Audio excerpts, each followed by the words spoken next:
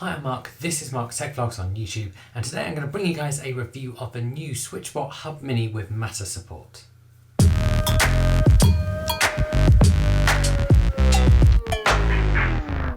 Now, the Switchbot Hub Mini has been around for a number of years now, and so it was well overdue an upgrade.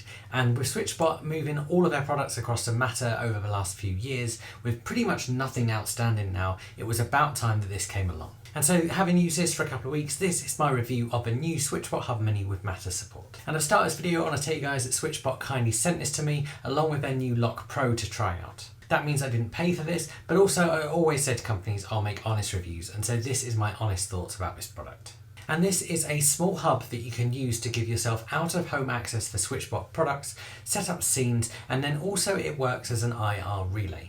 This allows you to program your remote controls to it and use them as long as you're in infrared range of the device you're trying to control.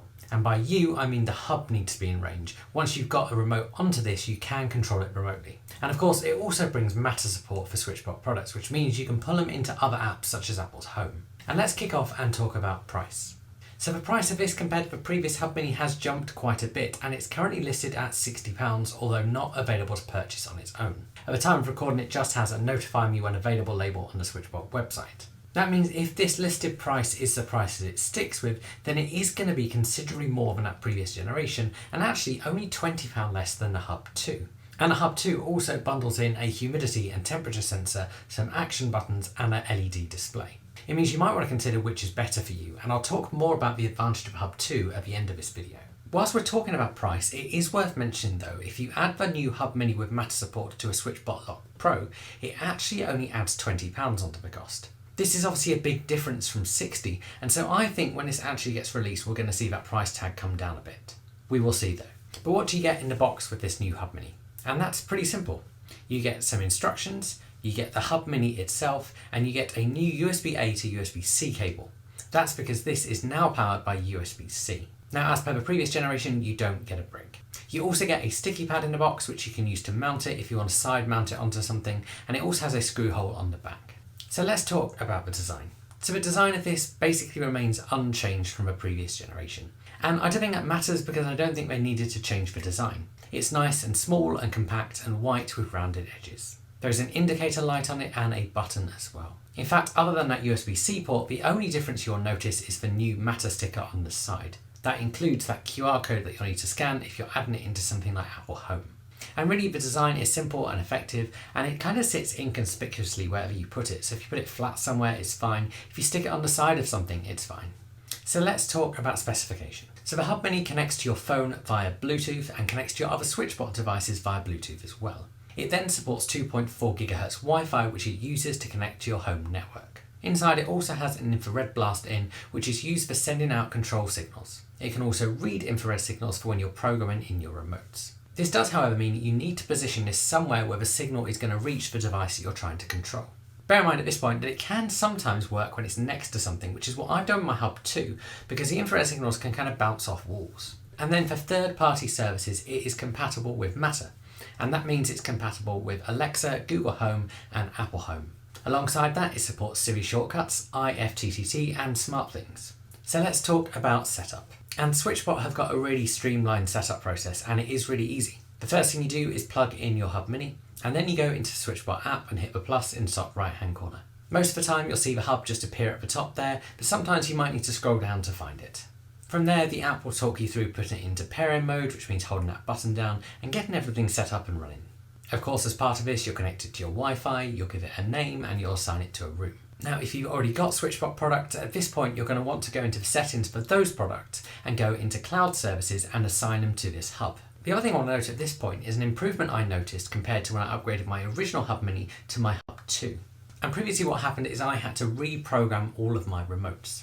This time round, I deleted my old hub from my network, and I then added the new hub, but it had just orphaned my old remotes, so I could then go into their settings and assign them to this new hub. That meant I didn't have to reprogram any buttons, which I had to do previously. This was a nice surprise and a welcome improvement. And then the final thing you're going to want to do for your setup process is set up Matter. To do this, you go into your new hub and go into settings and then click Matter.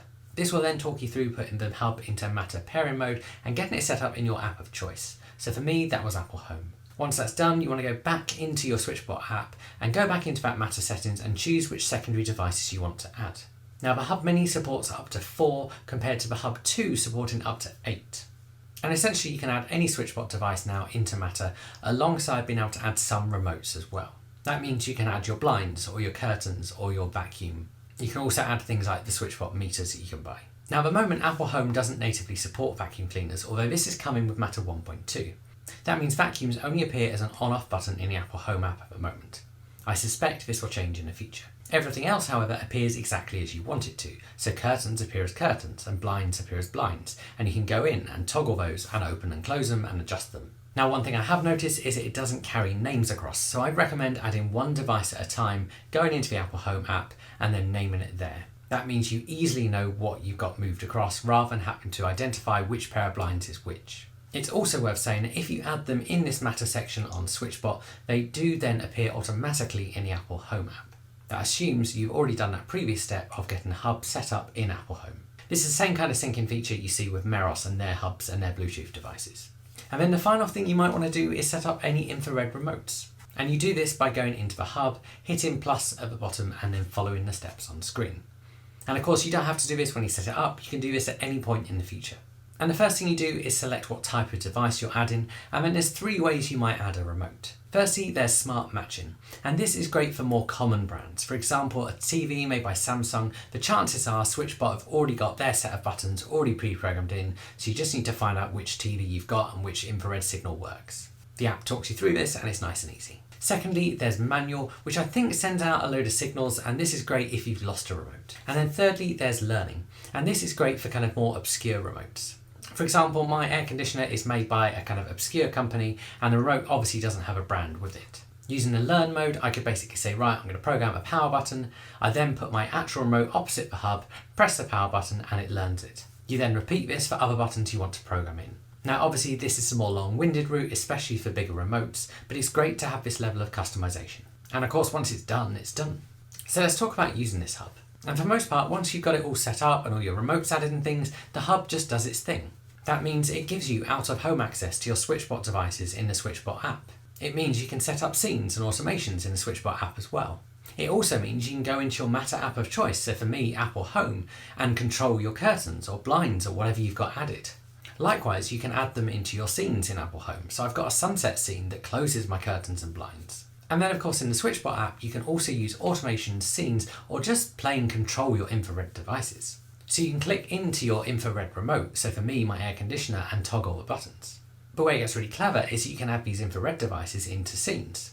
Likewise, you can add them into automations. So let's say, for example, I want to turn my air conditioner on when the weather outside is above 23 degrees. I can do that. And when the weather outside hits 23 degrees, it will fire the power button for my air conditioner. You can also combine things together in scenes and then trigger a scene as part of an automation. For example, I've got a scene that turns my TV volume up 4 times with a little gap in between each press. I've then been able to throw this out as a Siri shortcut, but if I wanted to, I could also add this into an automation. So maybe I want to scan an NFC tag and have that do it for me. And of course, because your infrared signal comes from your hub, you can toggle this wherever you are in the world. Of course, it is worth noting it doesn't remember the state of things. So if you toggle the power button on your TV, it doesn't know that your TV's on, it just knows that that button has been pressed. And then you can also do things like create Siri shortcuts based on scenes. You can even create iPhone widgets based on scenes as well. Alongside that, you can do the same with Siri shortcuts based on individual remote buttons. And for me, this is where this becomes something much more than just another hub around your house, because it gives it a really useful purpose and allows you to bring things into your kind of smart home that you wouldn't be able to otherwise. So all in all, what is the verdict on the Switchbot Hub Mini with Matter support? And really, this is a great little compact device that does what it needs to do well. And so it does the things you want it to do, like bringing your Switchbot devices into something like an Apple Home app. It gives you out-of-home control and automations in the Switchbot app. But then it also adds that great ability to use the infrared remotes around your home as well. And being able to control them from your smartphone is great. In my opinion, however, there are 2 downsides. The first, as I said at the start, is that price point, and I strongly suspect we're going to see it come down when it officially comes out on its own. But for now, it does seem to have a price point of £60 unless you buy it with the Lock Pro when it comes down to £20. We'll see what happens with that. The other is that it only supports adding 4 Matter devices at the moment, down from the 8 that the Hub 2 supports. Now we have seen the Hub 2 jump from 6 to 8 devices in the last few months, so there's a chance this might increase in the future. At the time of recording, however, if that £60 price point is right, then you're better off spending £20 more and getting the Hub 2 and being able to add 8 devices, because it really does future-proof your home. All in all, however, this little hub is a great device and it does exactly what it says it should and does it well. And so other than the price, it is a positive review. If you guys have got any questions about it, do stick them below and I'll answer those for you. I will put purchase links below as and when they become available, and you can click through those and it'll go to whichever country you're in. They are affiliate links, and that means I will just get a very small cut of whatever you spend, and that just helps me keep this channel going, because this isn't my full-time job, this is just something I do for fun. Subscribe if you want to see more videos when they come out, and I will see you guys again soon.